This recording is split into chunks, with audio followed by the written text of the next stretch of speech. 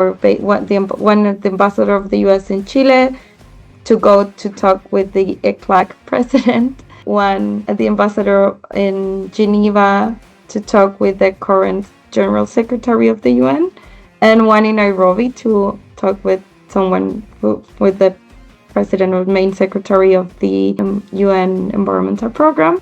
Literally says we have to discourage these conspiracy theories of colonization. Do you see actually a causal link between these two deficits, and could reactivating these marginalized southern perspectives in a way repair the logic of the current framework to better address the systemic crisis? I think that is part of the problem, that some parts of the world put different countries in a box and then label it sometime whenever they wish, or whenever serve their interest as Global South, and sometime majority world, sometime third world, sometime authoritarian world, sometime democratic, non-democratic world. All these labels.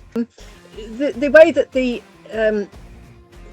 global north, the Western paradigm sells its fairy tale of, development, its neoliberal capitalist paradigm, as you described it, is by saying to the Global South, this is how we get you out of poverty. And the Sustainable Development Goals are completely structured around that illusion. Your eyes light up and you get very excited by doctrinal stuff and by archival stuff. Yes. And then the question is, how could you build in a particular method, as Professor Malcolm suggests, into that? And one suggestion I might have is to look at coalitions that frame a sort of doctrinal privileging. So you do have some work on epistemic injustice and hermeneutic injustice, which shows that there are some coalitions behind certain principles and certain doctrines that lead to the privileging of certain ideas. So for instance, if Norway teamed up with the IMF in order to create a neoliberal idea of sustainable development, that would create a deprivileging of the other coalitions which may have been between Latin American and African countries, for instance. So say that in that particular last part, why is it not working? You might want to tap in as a suggestion on legal effectiveness. It's a notion that has been worked within the World Commission on Environmental Law of the IUCN.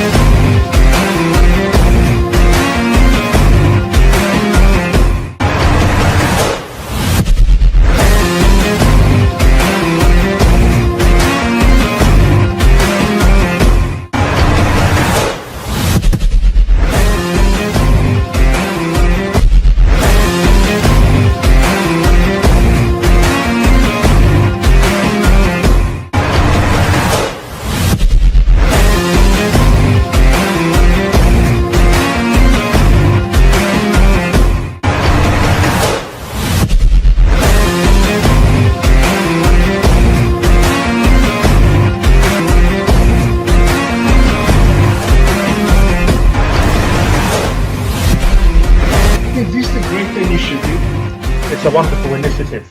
The Globalsouth opened new horizons for judicial cooperations. Globalsouth Network provide a platform for meaningful dialogue and cooperation, fostering efforts to build a more equitable and resilient legal landscape. GSN Network continues to expand areas of activity, further strengthening its impact and reach. The universal concept of justice compels us to join our efforts, and this is the forum for promoting the same goal. Well deserved for the hectic activity you have made. I am astonished, I am amazed, I was impressed.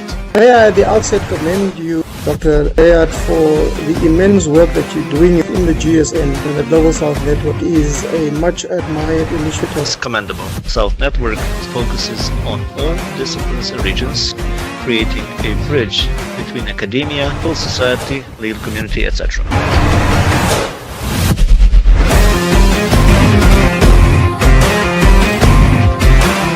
you do as a colonizer from the global north, conditioned by a systemic othering mindset and driven by economic lust built on commodification, including the commodification of human beings? This last question is not so easy, a bit complicated.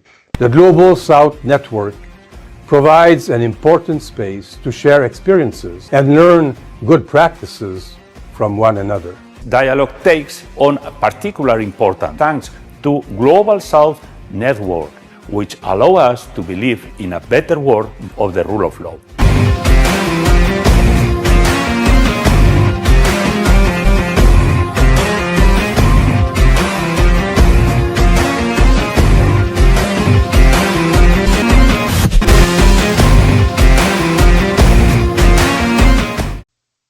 Good afternoon, good morning, good evening to everyone joining from different parts of the world. So for those of you and for whom this is the first time, let me give you a little bit of introduction to the seminar series. So this is the 30th online seminar of phase 5 of the Global South Network International Interdisciplinary PhD in Progress weekly seminar series. And this has been run by Dr. Nauman Riyad. And as you can see, the fact that it's been going on for a while shows how wildly successful it is and why it's such an excellent endeavor to look at the work in progress of PhD students. And you can see from the nature of the PhD series, what's crucial about this PhD series is two things. One is we are looking for voices from the Global South, and irrespective of where you're doing your PhD, irrespective of where you're working, and which in itself is not a usual thing in European legal academia, right? So I have been teaching in Ireland for a while, and I know it's not easy to bring in voices from the Global South into conversation on a regular basis. So that itself is a big deal, and I do thank Dr. Riyad for taking this initiative and for doing this for a while. The second is that the format of the discussion itself is quite innovative, which is we will hear from the presenter for a while, and then we have two professional discussants and also a peer commentator, which would allow a fair amount of focused, proper discussion on a paper rather than, oh, okay, you can just present and then go away after that. So I do think, this format is quite innovative also. So my name is Surya. I'm Surya Pratim Roy. I'm an assistant professor in Trinity College Dublin, and I teach environmental law and emergency law among other subjects, and which is why it gives me particular pleasure to be here today to listen to Javiera Estenssoro Soriano, because she tries to get at what I think is probably the biggest buzzword in all of environmental law, which is sustainability. And wherever you look and whatever subject of environmental law that you teach, the phrase sustainable development is something that crops up all the time. So, my recent work actually has been on the origins of the phrase sustainable development in the Norwegian energy system, and which has a particular sort of global north privileged finance-based perspective. So, I very much welcome a paper on unmasking sustainable development. So this is the way we will run today's discussion. We will first give the floor to Javiera for about 25-30 minutes to present her work. We will, after that, have two discussants. We're very lucky to have Professor Rosalind Malcolm with us today, and who is a professor of law and co-director of the Surrey Center for International and Environmental Law at the University of Surrey. Professor Malcolm also happens to be a barrister. We then have Dr. Stefan Knauß, who is a visiting fellow at the School of Geography and Environment at the University of Oxford. He's also the research group leader for socio-ecological transformation at the Martin Luther University in Halle-Wittenberg.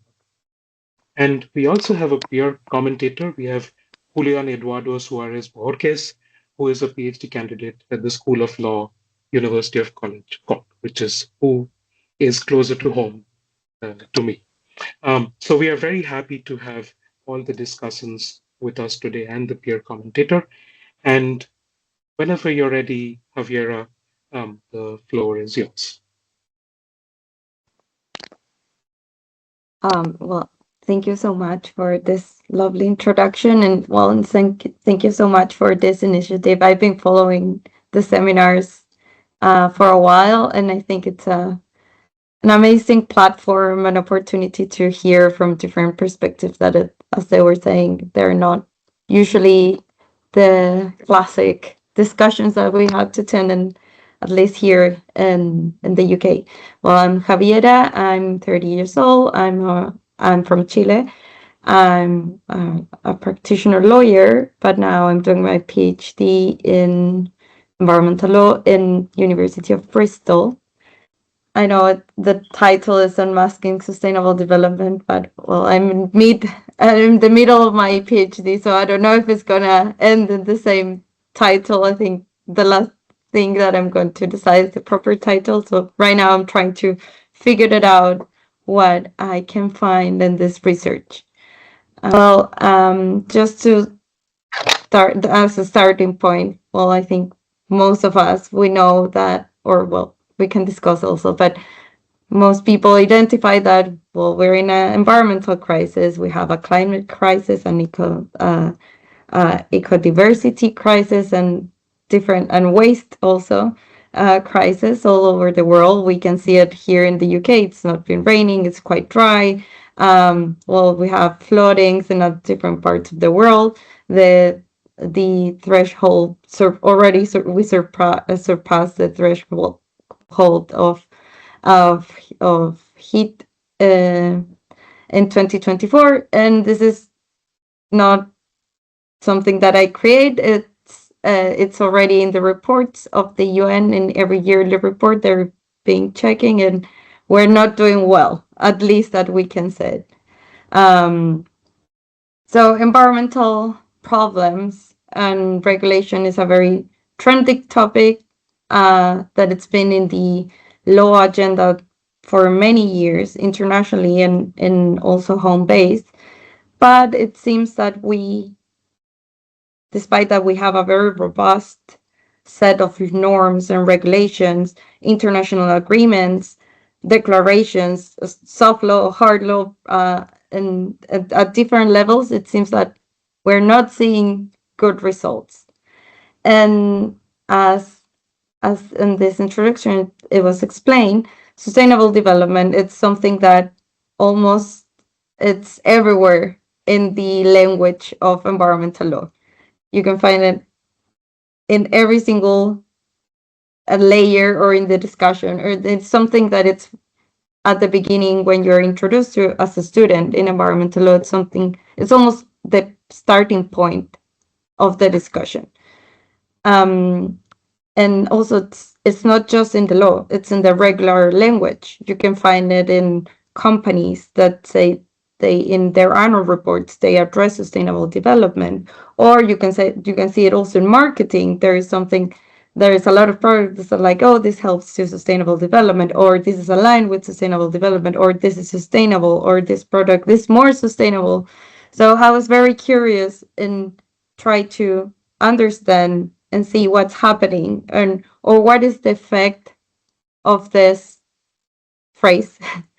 And so that's the point of my research, that's where my idea of this research started, like try to figure it out, where this idea came from, what it means, what it should mean, and why it seems it's not working, despite that we all agree with this term, kind of. That's what it seems. So this is more like so what I try to explain is addressing that we're in this big problem of environmental crisis. The question is no longer how to accelerate implementation within the existing paradigm, but whether if this general idea of sustainable development that we have in our imaginaries is conceptually and normally equipped to confront the structural diverse of ecological degradation that we're facing now. So this is a very broad topic. I'm focusing in international law, specifically in the regulation of sustainable development in the UN, just to set an international set of norms that they're soft and they're mostly soft law. So I'm reviewing the historical evolution of this of sustainable development in the UN. So I'm reconstructing the history from 1968. That is the first resolution that I was able to find that address, okay, we have an environmental problem, we have to do something. It's very vague at that stage, but it's the call for Stockholm 1972. And then I review. So it started in 1968 until 2022, that it was the 50, Stockholm plus 50, so the 50 years after Stockholm 1972. And I'm tracing down how this discussion in the declarations, resolutions, agreements has been carried, not just looking the main focus points of sustainable development, that it can be, for example, the Birdland report, that it's the classic definition that we have, but just looking how we arrived to that definition, not just the definition, trying to understand what was the ideas behind, what we're trying to say when we talk about development, or when we talk about sustainable, or when we talk about environment. So it's been a massive and big project, but for my fortune, most of the documents are very organized in archives. And now, one of the good sides of technology, I was able to digitalize a lot of them, of those documents. So I'm not just able to read the official documents, that they're the agreements or the declaration by itself with the notes that they were taken, that they're official, but also I was able to access to all the background papers and the discussions, because now most archives have been digitalized, or at least organized. The ones that were not digitalized, they were organized. What I was explaining, in sustainable development, and as a student, basically we were told, or in our common knowledge, we all know, like, the big definition of sustainable development is development that meets the needs the present without compromising the ability of future generations to meet their own needs. And it has 3 pillars: economic, social, environmental. But the main critiques around different, not just in law, but also in different areas, is that this definition is too broad, that almost can fit everything in this definition. It's been called that it's that this definition is a verbal entity, that it can fit everywhere, not with a bad connotation, but just as a description of this as this definition.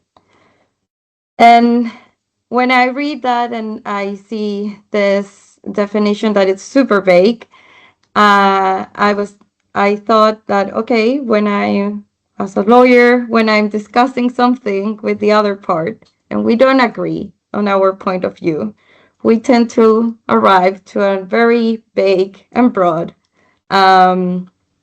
agreement, or on a specific clause that it will be like very vague, that we will feed our 2 points of view, and then we will figure it out in a dispute resolution when the moment came. So I was thinking, okay, if this were in a political arena, it was discussed from not just one point of view, from many point of view. So if they arrived to this discussion, probably there were many points of view. They were trying to push what they meant with this, with bringing together development and environment.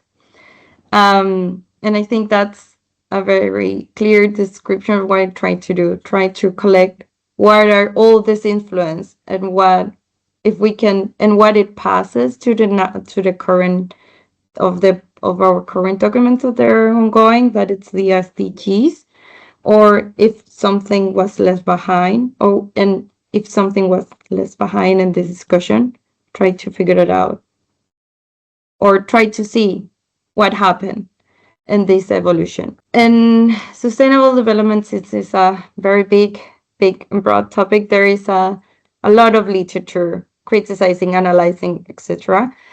And I was able to identify there's you can categorize in 3 levels this, more or less, this critique. So we have from a legal theory, if there is something called environmental principles, it's been discussed if they're environmental principles, or if it's just in international law, or if they're not principles, etc. So that's one layer. The other layer is, it's also been discussed, is if sustainable development, it is a principle or a rule or a policy objective or a meta norm or a ground norm. So that's a lot of discussion in the academic literature about that. But there is another layer that goes in what sustainable development means and what it should mean. That's where I'm sitting, in that layer. So I address that the other layers exist, and I know there is an amount of literature and discussion that it has to be done, but well, the project is already big and I need to narrow it down something that it's more feasible. So I know it's not perfect, but I have to leave that discussion stopped in a parenthesis, so I can focus in what sustainable development mean, or we should mean. So doing all the literature review, what I was explaining, it's like there are very different critiques in the different layers, and we have the classic about the form. So I was saying it's been called as a verbal entity, that it's too big, it's too broad. The other discussion is about substance, growth versus ecological limits from the classic theories, like the limits to the growth. Also, there is like this the point of view of the theory of ecological modernization. Also, it's the point of view of green economy. So this is another layer of critique, and also there is a other layer critique that is very vast, and there's a lot of this in the academic world.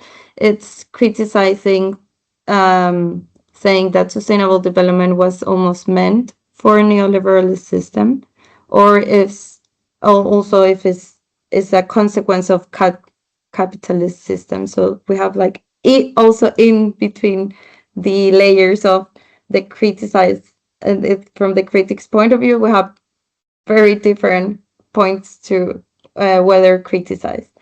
So trying to find a gap, I try to reconstruct systematically the plurality of theoretical paradigms, particularly from the Global South, that shaped the gestation of sustainable development inside the UN, nor tested of how far that plurality can ground legally, defensively reconstruction today.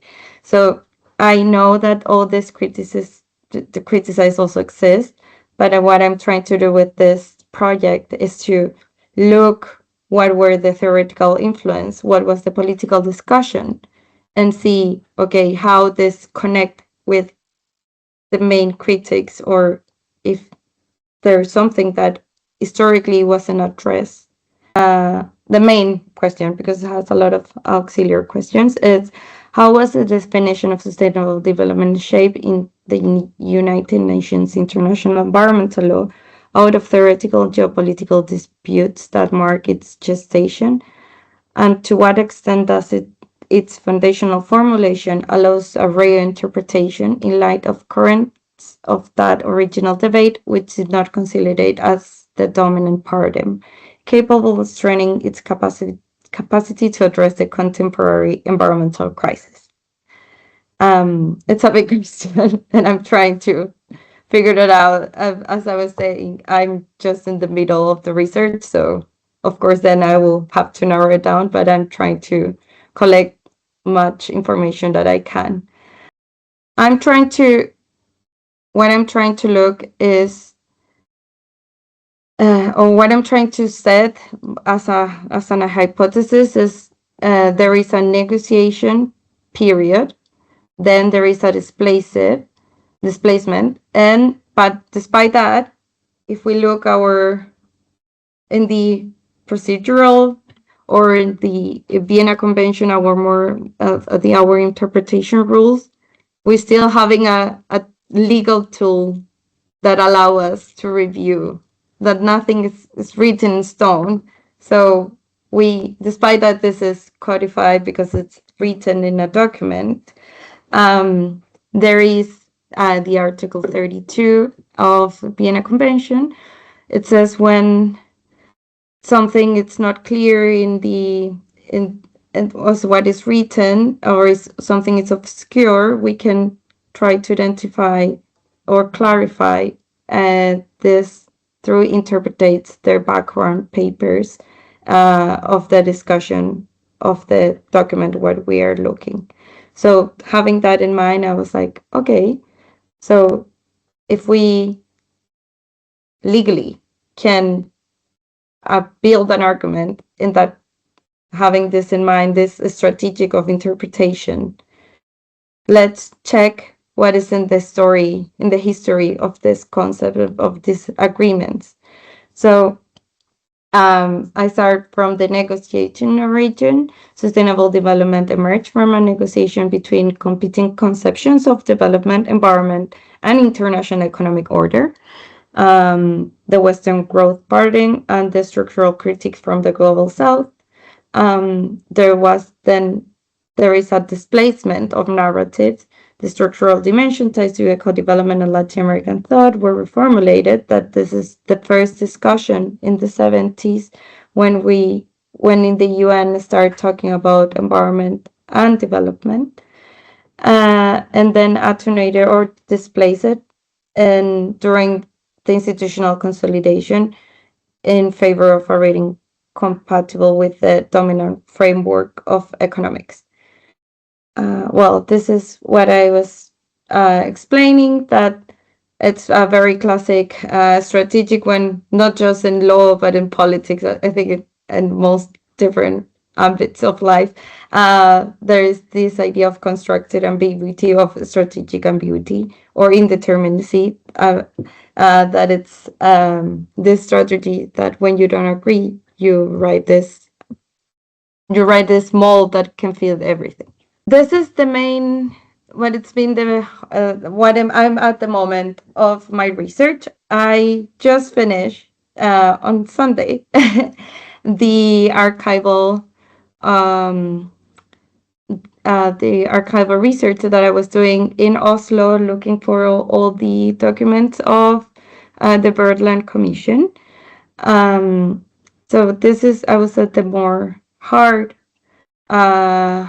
access to the information to try to look at the background papers and everything, because it's an early stage of the UN, so most of the documents are not being digitalized. So I went to different archives to review them, and after the 80s, it's almost everything digitalized in the UN library, and it's very easy to access. But in this part, I've been very focused right now, because it's the pre-stage of the main definition that we all know. So I've been trying to clarify what happened here, how we arrived to our common future definition of sustainable development. And it's been extremely interesting to see that actually in this stage, the points of view, not just about what we understand as environment, but it was more carried what we understand of development. And it was mostly focused in the point of view from different countries from the Global South, saying, okay, when we talk about development, we're not talking about the Western development or the North development. We're talking because it's not feasible to develop in that way without damaging the rest of the world or the environment. They would say, we have another way to develop us. And that means that we need to distribute wealth. So the discussion, it was super focused in that point, more than saying, oh, also they were talking about clean technologies and the research about this topic, but it was more systemic, the analysis that they were doing in between the 70s and the 87. And it's very interesting to see how this discussion was being almost, it's not that it stopped, it's not that it completely disappeared, but it was attenuated while the years were passing in this process. And also how in the early stage of this discussion, the colonization analysis of how the colonies were impacted in this process, it was directly addressed, and then that narrative disappeared, and when we arrived at the 87. So I'm trying to put it in a chronological order to see what I can find and see, to try to understand what was happening, what was the discussion, why something passed or something didn't pass. And this, to find like I think what is been very interesting at this stage is to see that a lot of the critiques that the academia does now, or it's been very popular in the last 10 years, actually were addressed in this beginning of the discussion. They will cover the idea of not loss and damage, because at that moment they didn't have the vocabulary, but they were talking about the same, the inequalities, the material inequalities and the systemic, and the need to see this as a holistic thing more than a particular thing, and proposing that there is no one solution as a universal solution, but actually we should be seeing the world from regions, acknowledging our difference. And so that's been super interesting in this stage of reading this, how this links I can be finding in the discussion. This is also another find that it's been popping very clear in the documents that I've been reviewing. It's almost, there was two mathematical models to be the scientific, if we can call it, argument behind the document, the background documents. We had the classic that's very common quoted, the limits of the growth, that it was the MIT from 1972. But also it's in the documents they talk about this other model that it was based on, and it was developed in the Economic Commission of Latin America with the Bariloche Foundation in 1974 as an answer, as a reply, academic reply of the limit of the growth, saying, argumenting the mathematical model. So I'm right now analyzing this model to try to compare how this influenced in this early stage, but also what are the biggest difference of what they talk. And the main difference that I can address now, it's this other mathematical model. It's addressed this fundamental hypothesis that actually development is not a stage. It's not something that you can achieve, or the classic development, the Western idea of development is it's not something that you achieve. Underdevelopment and development, it's two faces of the same coin.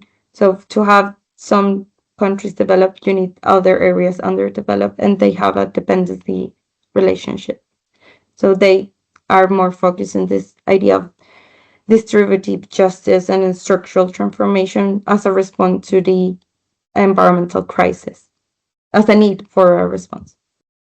Looking all this document, and especially this last document, as my theoretical framework, I started studying more about this theories of Latin America, that they came from the ECLAC, the theory of dependency, that it's all called, well, this is direct translation from Spanish, so some of them it translates to English as Latin American structuralism, that it can be, I will have to address and be very careful because it can make some mistranslations, but usually it's linked with the world system theory of Wallenstein and the coloniality of power or knowledge theory. But it's from those lens that I'm looking this project.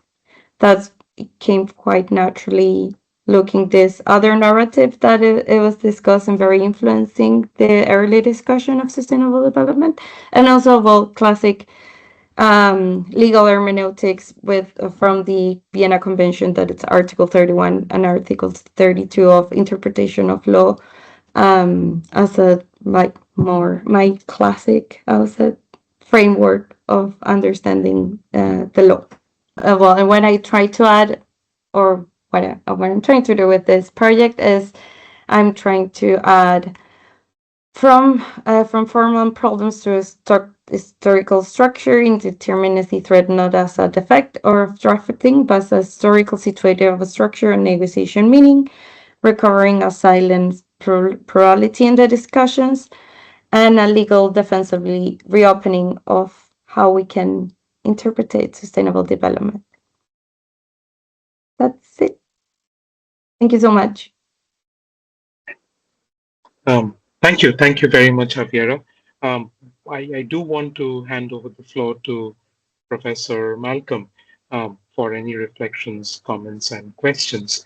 But if I can just abuse my position for a few seconds, what I do like is, the three things that you're doing. One is you're moving beyond sustainable development as merely a discussion and implementation, which is primarily what most people talk about. And I like the fact that you're looking at structural elements. The second is, I do like the fact that you've identified a strategic indeterminacy when it comes to the phrase sustainable development as it was formulated as the dominant paradigm.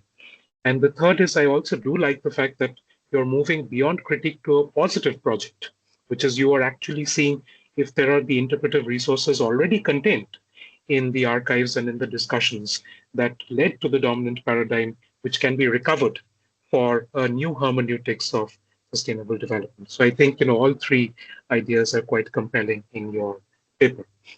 Okay, so thank you very much for your presentation, Javiera. And I do want to hand the floor to Professor. Thank you very much. And thank you, Javiera. It was a really nice presentation. I enjoyed it. I have loads of questions, but I know I've only got time for a very small number. So my first question, and let me challenge you a little bit. The way that the global north, the Western paradigm sells its fairy tale of, development, its neoliberal capitalist paradigm, as you described it, is by saying to the global south, this is how we get you out of poverty. And the Sustainable Development Goals are completely structured around that illusion. I give too much away about my own ideas. How do you, I don't see any of that in your presentation. And it seems to me you need to meet that. Do you have any thoughts about that? Yeah, actually, there one of the first chapters that I was writing, it's about that. It's about this, almost like I try to explain it in the historical documents, that it's almost like or half of the world in Stockholm 72 were like, oh, okay, we need to, we're gonna help you to become poverty and become a developing country, but now you need to work with environment. You have to have this consideration. You will not have the freedom that we had, and yeah, but this is wanna work almost, and the countries that they were notified, or they were saying like, okay, but we have all these concerns, and you're not addressing these concerns. So yeah, no, I start from that because it's super interesting to see the documents of the discussions, because it was addressed from the beginning, and the warnings were there, and almost that. But that's how negotiation works. Also, you have to agree and you will left some parts, but it seems like the same topic is winning over and over, and we're leaving the same warnings left. But yeah, no, it's a main point of the discussion. Actually, I think this thesis is, despite it's an environmental law, it's moving more to developing part of the discussion, because it's being where the actual discussion it's been addressed. All the countries were like, yeah, we'll agree that we have to take care of the environment, but how? Thank you. Yeah, no, that's good to hear. And I must say, I'm very admiring and respectful of your documentary analysis. It sounds like quite a feat that you've pulled off, and I look forward to reading that when you eventually publish it. My second question, and I move on quickly because I know other people are behind me. It's around you talk about the Global South, and you talk about the Latin American model. And I think that's a really interesting approach to take, to come in from that angle. Obviously, with your, coming from Chile, you've got that knowledge and background that enables you to do that very well. My question to you is, for ease of reference, we talk about the Global South, don't we? We talk about Latin America, we talk about Africa, but these are many, many different countries. If you look at the whole range across the Global South, can you actually lump them together in your analysis in the way that you're suggesting in your presentation? Yeah, I would say that's the biggest question I have had, and I keep facing that, because I don't think in this category of North and South and Western, non-Western, I think it's so much more complex. I would say, like, there is when we abstract very, very, when we depart from reality, we can arrive to this more or less north-south, developed, non-developed. But I will not, and that's also that it's in the introduction, that these categories are very reductive in our language, because despite there was a moment in the discussion that I would say that it's the main, or the first argument, that were like, you can identify there were Western and also the Global South, that were countries from India, India, Africa, other countries from China, Asia, like China, and Latin America. They were all aligned in this idea that we don't have to left the becoming better or growing as a country because for environmental reasons. But then the point of views depart very differently. Despite it's like there is kind of similar argument, the point of views are super different. And that's why I try to not to take only one. But what I took, it's following the reference of the documents and the actors that were discussing, actually the person who was discussing, the main academics involved were from ECLAC and MIT. So that's why it's more that I arrived to the Latin American more that it came from, because it's a coincidence that I'm also from Latin America. So Yeah, but no, definitely. And I think we need to find a better way to call. Indeed, yes. This is so hard. It's really hard. No, that's an interesting answer. Thank you. And my third, I think I'm allowed 3 questions. So this is my third one. And it follows on very much from that. And it's really about your research methods. It's very much about negotiations, isn't it? And presumably you're looking at sort of negotiating theory as well, and how all that operates, and the role of chairs and all that. And I was wondering, I mean, you referred several times to the digitization of the records, and I was wondering how if, you know, the negotiating records in particular, which will be reflecting what you're looking at, I guess that's the core bit of the documentary bit that you need to look at. And I was wondering how reflective, how confident you could be that they reflect the, you know, those corridor discussions, those which obviously are not going to be in the records. And there's an interesting parallel, if you like, that might be of interest to you unfolding at the moment in terms of the negotiations around the draft Global Plastics Treaty, where I think much of what you're talking about, you can see it with the groupings of the countries, the negotiations and so on. And my question to you is, and you know, I'm not suggesting that this is a good idea to do, but really I'd like to know your thinking about it, is, of course, this is historical and it's quite a long way in the past, but would it be worth interviewing anybody around it? I mean, would it be worth, I know it's, as a lone researcher, it's a very tricky thing to do, but you would potentially find, I'm assuming everyone's alive still, you know, potentially you might find out some more. If you focused it very narrowly, perhaps on, you know, looking at different delegations, if you could, I just throw that out as really a question of interest and not a suggestion to you, but if you thought about it at all.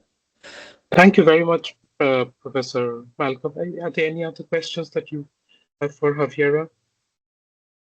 No, I need to let somebody else have a turn, I think. Okay, I could take all the time, so you have to stop me.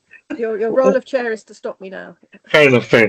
So, you know, then we do have to move to Dr. Stefan Knauß, who is joining us, and, you know, I leave the floor to you directly, so, and without taking up more of your time. Yeah, thanks for having me. Thank you so much, Javiera, for this incredible, insightful presentation. As you said, my name is Stefan Knauß. I have a background in philosophy and political science, and one of my research topics is rights of nature, with a focus on Latin America as well. I truly appreciate the depth and ambition of your project. It really sheds a light on a very important topic. And I also want to thank the organizers for this kind invitation. It's a special invitation. Thank you for having this. I have a couple of questions. Coming from or looking at the logics of your project, I think you identify a conceptual weakness in the dominant framework of sustainable development, as well as the historical marginalization of Latin American approaches during its formation. So my first question is, do you see actually a causal link between these two deficits, and could reactivating these marginalized southern perspectives in a way repair the logic of the current framework to better address the systemic crisis? The next one is like a personal interest. Since I'm working on the rights of nature, the topic of anthropocentrism versus non-anthropocentrism is always there in the discussion. And we are also working with the Harmony for Nature people on a non-anthropocentric version of the SDGs. Actually, it's an exciting process. And I want to ask you, you highlight the reactivation of Latin American paradigms like eco-development and others. And during your review of half a century of UN norm production, did you actually find historical traces of this debate between the anthropocentric and non-anthropocentric approaches? And do you believe a non-anthropocentric reinterpretation of sustainable development is in a way possible or helpful, or is this a debate from the past that we should avoid here? And if I may add another one, you also use the concept of coloniality of power, which I worked a lot on. to explain why certain Western models became central, why structural critiques from the South were marginalized. Were you able actually to identify specific mechanisms of marginalization, and were you able to uncover these mechanisms during your archival research of the formal UN negotiations, or is it more like a vague umbrella term to say, well, this took place under the situation of coloniality of power? Thank you so far. Great. Should I? I think it's good to give Javiera some time to respond to Professor Knauß's comments before we turn to Julian, and then any other comments you might have in response. Okay, thank you so much for the questions. They're really interesting. I'm gonna start for the last one because I have a good story about that. Actually, yes, well, I use it as a conceptual framework overall to use some terms that helps me to explain some episodes or movements of the world, so almost. But what I think that it's a very funny, at least now we can laugh about that. It's reviewing the documents when the declaration of Cocoyoc, that it's a declaration that was in the 74, that it almost no one knows it, and it's been called a very radical declaration because it addressed the problem of colonialism as something that it also is causing this environmental problem. There is a telegram of Kissinger that I was able to find in the Kissinger telegrams that it says that orders all the ambassadors of one of the ambassador of the U.S. in Chile to go to talk with the ECLAC president, one the ambassador in Geneva to talk with the current general secretary of the UN, and one in Nairobi to talk with someone with the president or main secretary of the UN environmental program. That it says that literally says we addressed this declaration, but we believe we have to discourage these conspiracy theories of colonization, and literally says that. So, well, there are very funny, at least to call it, very interesting episodes that happen, that we can see how these different powers move and how they pull their influence in something that was a declaration.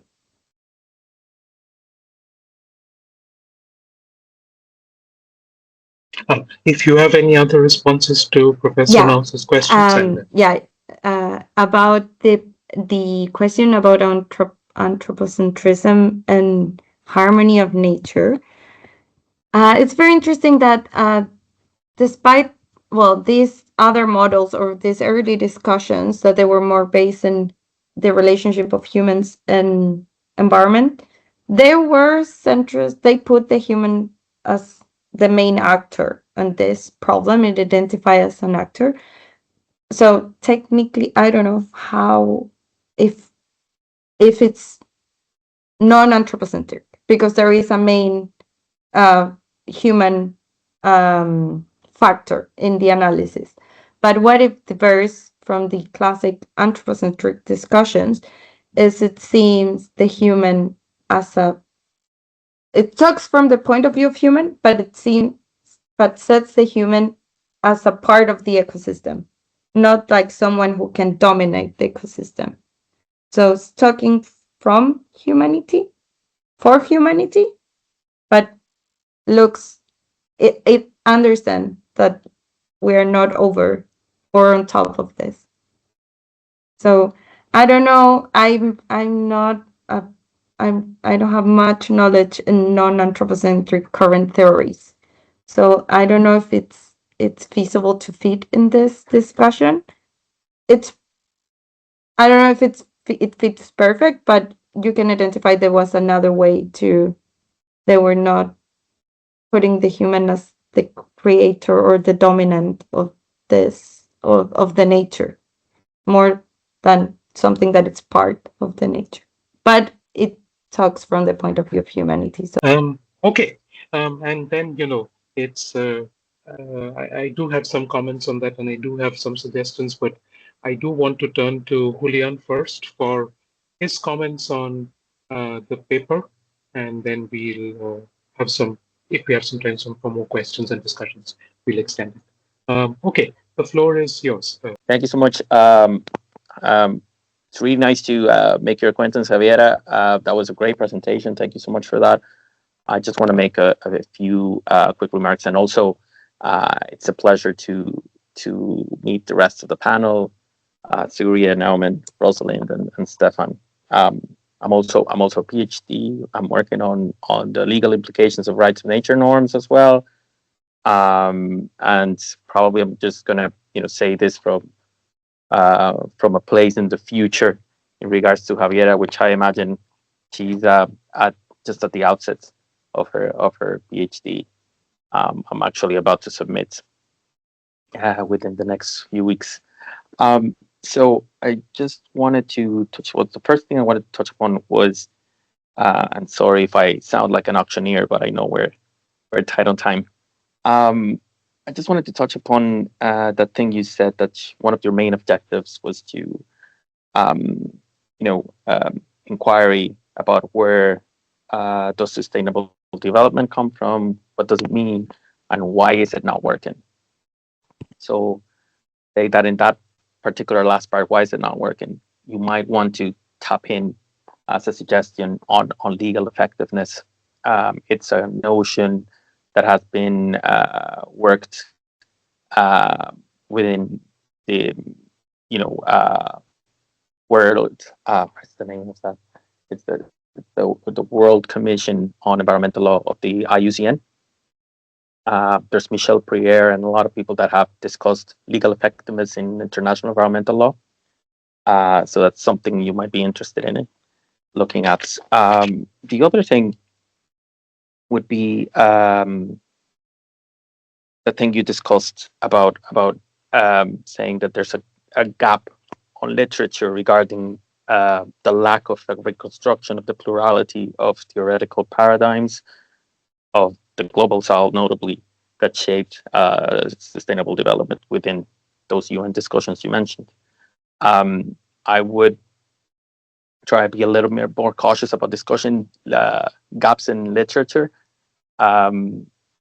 Say that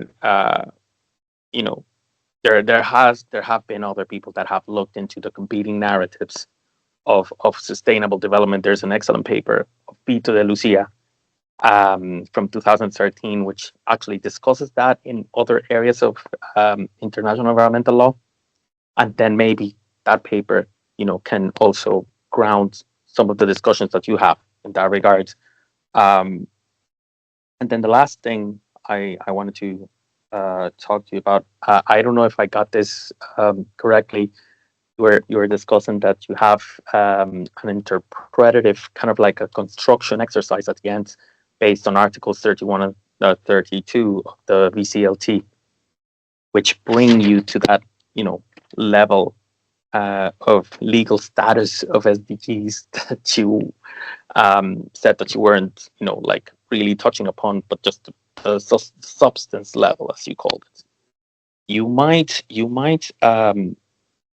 want to refer. There's I have a colleague at UCC. Her name is Neve Guyry, and she has an article that came out on transnational environmental law 2 years ago about why do states adhere to sustainable development goals. So you might want to look into that. It's a very nice piece on the subject, and that might enlighten some of your findings and observations for your dissertation. So thank you very much and good luck. Thank you so much. I think they're amazing comments, and yeah, about the literature gap.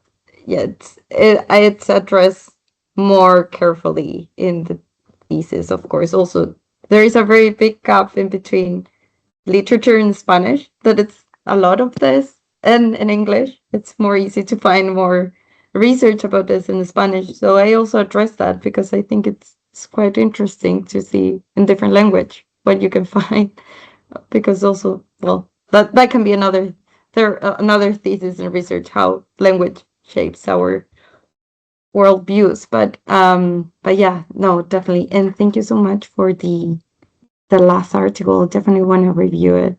The other one I have read it many times. It's really good. Great. Well, thank you, Javiera. If it's okay, I have two very quick comments myself, just to build on Professor Knauß and Professor Malcolm's suggestions.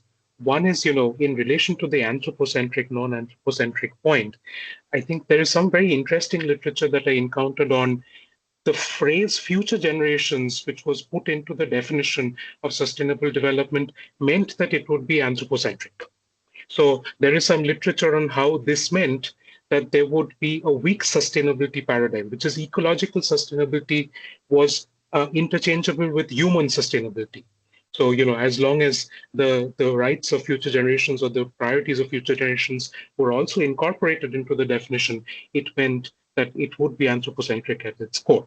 So there is some literature by Breed, Larison, for instance, on this point. In relation to Professor Malcolm's point on interviews, I think it's a very interesting point, because during my PhD and even my current PhD students, one of the issues that I encountered and they encounter is what is the correct research method, or what is the best way to explore these questions. And one suggestion I have, Javier, I don't know what you think, is that your eyes light up and you get very excited by doctrinal stuff and by archival stuff. Yes. And then the question is, how could you build in a particular method, as Professor Malcolm suggests, into that? And one suggestion I might have is to look at coalitions that frame a sort of doctrinal privileging. So you do have some work on epistemic injustice and hermeneutic injustice, which shows that there are some coalitions behind certain principles and certain doctrines that lead to the privileging of certain ideas. So for instance, if Norway teamed up with the IMF in order to create a neoliberal idea of sustainable development, that would create a deprivileging of the other coalitions which may have been between Latin American and African countries, for instance. So this idea of doctrinal coalitions is something that I find quite interesting in looking at the materiality of positions which have been taken. Okay, so these were sort of the two suggestions I had. One is, thank you very much for your paper. We don't really have time for questions from the floor, but if there's anybody with a burning question, please go ahead and, or have a suggestion for Javiera, go ahead and do so. But if you don't have a burning question, where to reach Javiera, and please write to her, and she will certainly benefit from your suggestions and comments. I will just put a burning comment, not a question. Okay. I mean, I did notice, on some slides, I think the project itself, and I think in your conversation with Rosalind, it was also getting clearer that the project has a Latin American story. There's a unique Latin American story there, but somewhere buried. I think you probably might need to, bring it forward and present and sell it to the world beyond Latin America. And I think that is part of the problem, that some parts of the world put different countries in a box and then label it sometime whenever they wish, or whenever serve their interest, as Global South, and sometime majority world, sometime third world, sometime authoritarian world, sometime democratic, non-democratic world, all these labels. So I think, and part of the problem is that actually what Rosalind was trying to suggest, and at least that was my understanding, that different countries respond to these issues differently, and I think Latin American responded to it slightly different. That's what my understanding was, and I think that you probably might have done already. So it's just a comment. You don't need to respond to it. Thank you very much. I think Stefan has a question. You mentioned that the Latin American note could be a universal one, and I found intriguing to learn that indigenous model that Latin American countries were proposing at that time, calling for culturally situated models per ecoregion instead of a universal technocratic development model. And this is very exciting and revolutionary, I would say. It could make it interesting for other regions as well. At the same time, it's a fundamental questioning of the logics of the UN, and I would love actually to read how this would transform maybe the whole United Nations framework.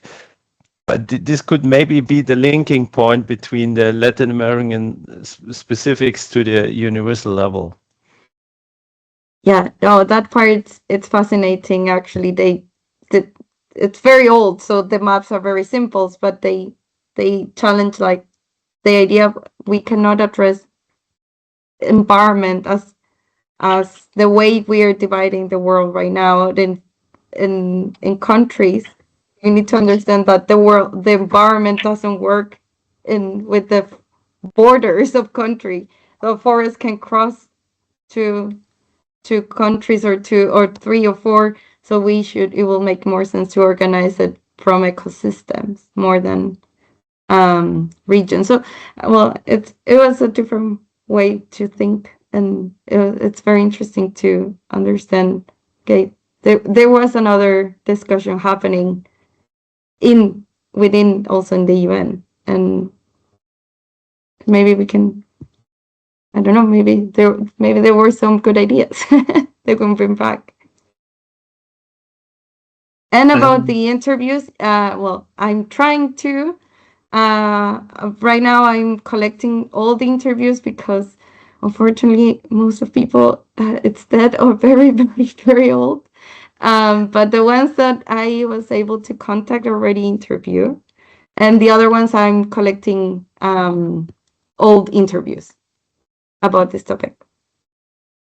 Thank you. Perfect. Well, thank you very much, everyone, and thank you, Javiera, for being so generous and talking to us about your PhD. I think it's not easy to try and talk about your PhD in one framework and sort of talk about all of your PhD. And so thank you very much for taking the time and also to discuss your dissertation with us. I also would like to thank the 2 discussants and the commentator for generously giving the time in the summer for this sort of discussion. And I think it's very important to have senior as well as peer commentators to strengthen and question us, because otherwise, we sort of live in our own little PhD worlds and scholarly worlds and we sort of stick there. But, so thank you very much for giving generously of your time. And finally, I do want to thank Nauman for convening this program and to the Global South Network. I do think it's a great initiative, and I do thank you for convening.